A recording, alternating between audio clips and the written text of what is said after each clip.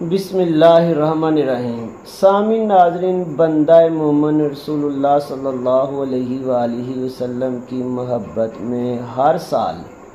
جب 12 ربیع الاول کی تاریخ آتی ہے تو وہ یاد دہانی کے طور پہ یعنی خوش ہو اور خوشی کے جائز طریقے اپنائے۔ مثلا وہ اپنی عام خوشیوں میں لائٹنگ کرتا ہے تو ظاہر دل کرتا ہے کہ خوشی ہے تو لائٹنگ کی جائے، یا وہ رسول اللہ صلی اللہ علیہ وآلہ وسلم کی محبت میں گھر کو سجاتا ہے، کیونکہ جائز خوشیوں میں، دین کی خوشیوں میں ہم گھر کو سجاتے ہیں۔ عید ہو یا نکاح ہو یا کوئی بھی جائز خوشی ہے، یا آپ صلی اللہ علیہ وسلم کی نعتیں پڑھتا ہے یا نعتیں پڑھواتا ہے، آپ صلی اللہ علیہ وسلم کے نام کے نعرے لگاتا ہے۔ یہ شروع سے ایسا ہوتا چلا آ رہا ہے، تو اگر کوئی یہ نہیں کرتا تو ہم اس کو منکر میلاد نہیں کہتے۔ ہاں، جو تنقید کا نشانہ بناتا ہے یا ظاہر کرتا ہے یہ کام اچھا نہیں ہے، یہ نیکی کا کام نہیں ہے، یہ صحابہ نے نہیں کیا، یہ برا کام ہے، تو وہ پھر منکر میلاد بنتا ہے۔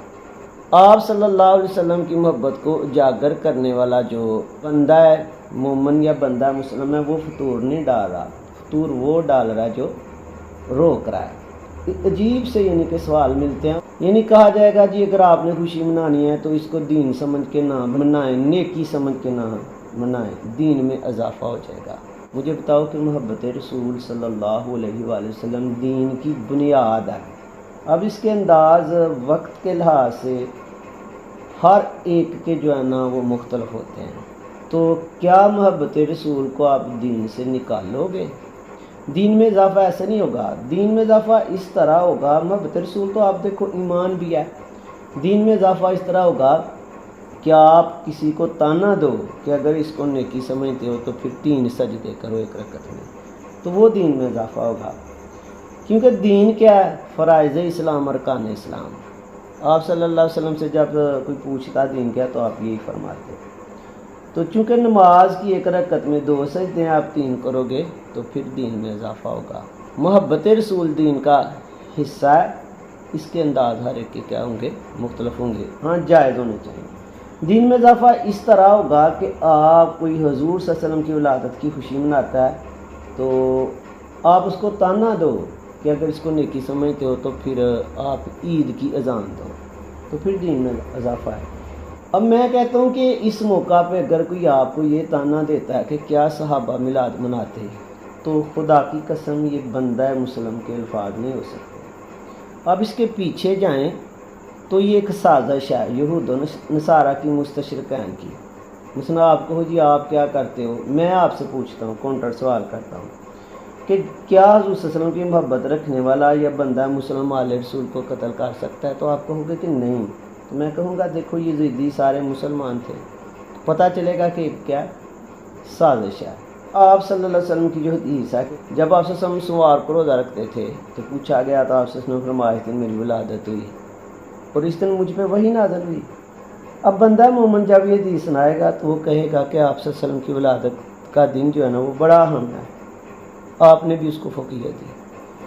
لیکن جو یہود و نصارہ کی سازش کا شکار ہو گیا ہے وہ جب حدیث پڑھے گا تو وہ کہے گا کہ یہ آپ صلی اللہ علیہ وسلم نے اس لیے بتایا تھا تاکہ آپ صلی اللہ علیہ وسلم کی ولادت کی خوشی نہ منائی جائے۔ دیکھیں آپ اگر اس کو وہ دلیل دے گا کہ آپ اگر اس کو عید کہتے ہو تو عید والے دن تو روزہ نہیں رکھتے، تو اس کا مطلب ہے کہ آپ صلی اللہ علیہ وسلم نے روزہ رکھا اور منع کیا، یعنی ریورس گیئر لگائے گا وہ۔ اگر آپ تانا دو اور کہو جی روزہ رکھو اس دن، تو یہاں یہ حدیث اتنا نہیں لگتی، کیونکہ یہ عمل آپ صلی اللہ علیہ وسلم کے لیے مخصوص تھا۔ یعنی میں روزہ رکھوں اور مجھے کوئی پوچھے کیوں رکھتے ہو تو میں کہوں جی مجھ پہ وہی نازل ہوئی ہے،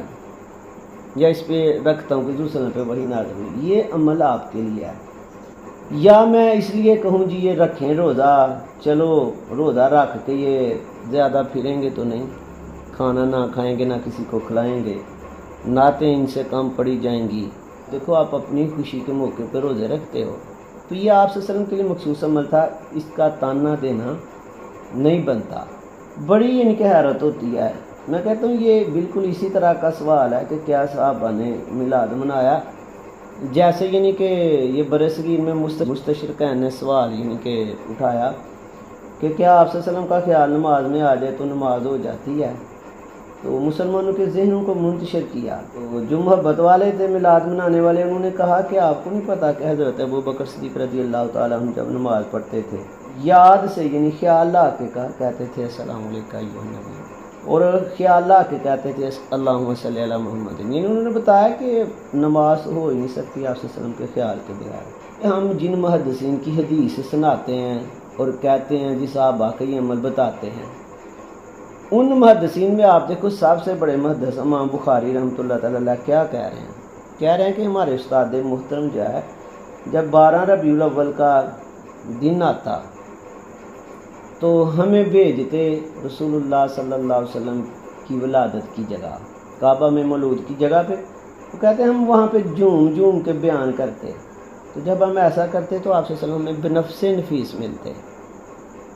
دیکھو اس عمل کی وجہ سے کیا ملتے ہیں آپ صلی اللہ علیہ وسلم؟ بنفس نفیس۔ تو ہم اس بات پر عشق کرتے، یعنی شروع سے ایسا کام ہوتا آ رہا ہے، کسی بھی انداز سے آپ اس کو تنقید کا نشانہ بنائیں، یا کوئی منانے لگتا ہے تو اس کو کہیں جی یہ نماز نہیں پڑھتا، پورا سال ہے آپ اس کو نماز کی ترغیب دیں، یا معاذ اللہ کہیں جی فضول خرچی ہے، جی یہ پیسے غریبوں کے لگاؤ، پورا سال ہے ادھر لگاؤ، ادھر ایسا بیہیویئر کیوں؟ میں نے تو دیکھا ہے خدا کی قسم جو حضور صلی اللہ علیہ وسلم کی ولادت کی خوشی کو تنقید کا نشانہ بناتے ہیں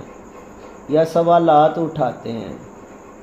یا اس بندہ مسلم کی نیکیوں کو تولتے ہیں، یہ وہی گروہ ہے جو کمپین چلا رہا ہے کہ معاذ اللہ گنبد خضرا کو کرا دو، سنہری جالیاں ختم کر دو تاکہ نعتیں ختم ہوں۔ تو فطور یہ لوگ ڈالیں۔